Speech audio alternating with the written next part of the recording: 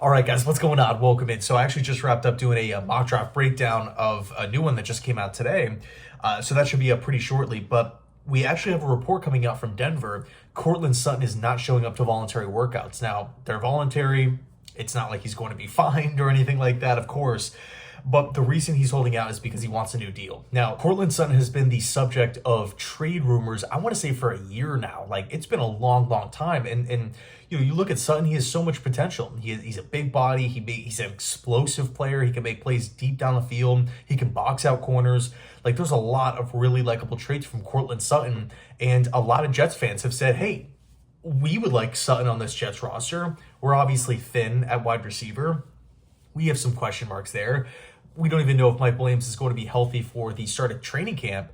If the Denver Broncos are going to be listening to offers for Sutton, let's pick up the phone, right? There is that argument out there, and I do feel like it makes a ton of sense, especially for what these wide receivers are going for in 2024. It is nuts. Deontay Johnson, a 7th round pick and a player swap. Jerry Jeudy, a 5th and a 6th. Keenan Allen, a 4th. Stephon Diggs, a future 2, which is probably the best compensation that you out of the bunch. I mean, we already saw the Jets trade away a future 3 conditional pick that could jump to a 2, which looks likely. We already don't have a 2nd round pick. How many more picks are you willing to trade? But I mean, for what these wide receivers are going for, I don't think Denver would be asking for a 2nd round pick or a 3rd round pick or anything like that. I think you could probably scoop them up for a mid-round pick, and the Jets do have 2 4th rounders.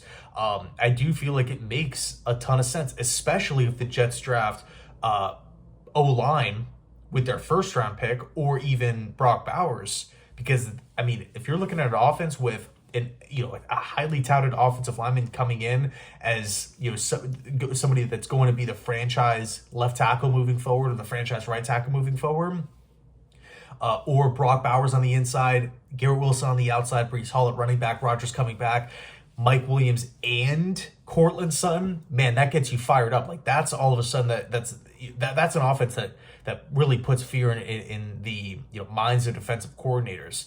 So is this something that the Jets should maybe inquire about? Is it really not a big deal whatsoever? I think the big holdup here, the obvious elephant in the room, how could the Jets afford that, right? Right now, we're not really looking at a lot of cap space. I think we're sitting around that $2 million mark. And of course, we have to sign the draft picks. But there's still things that the Jets can do to lower down that cap number, right? John Franklin Myers' contract number has been discussed. I think Rich Cimini actually talked about potentially letting him go to save money, which I would not be a big fan of, but there's still stuff that you can do there to minimize that cap hit. You can talk about the whole Zach Wilson trade, but that seems unlikely at this point in time. But DJ Reed, you can extend DJ Reed, but lower his cap hit this year and give that money to Reed on the back end of his deal.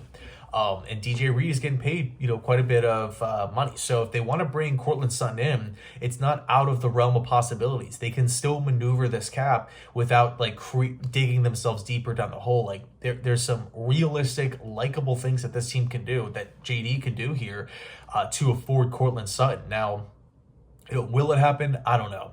Denver moved on from Jerry Jeudy.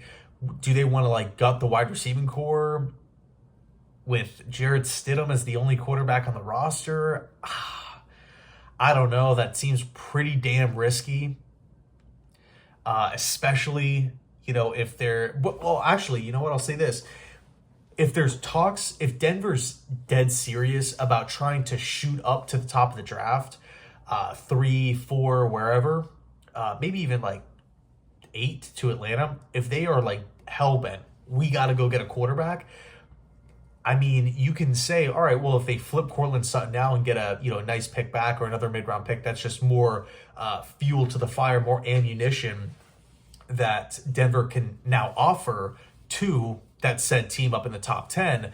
But then I guess you could always push back and say, all right, well, they could just offer Courtland Sutton as a trade piece. But then it just matters with team fit. What if the player doesn't like Courtland Sutton, or what if they can't afford him? So there's a bunch of different, scenarios that you can kind of talk about here with this. But anyway, quick little report here. Courtland Sutton not showing up for voluntary workouts. He wants a new deal, and he's been the subject of trade rumors for over a year now. So is there something to this? Let me know your thoughts down below in the comment section. Thanks so much for watching. I appreciate it. And as always, go Jets.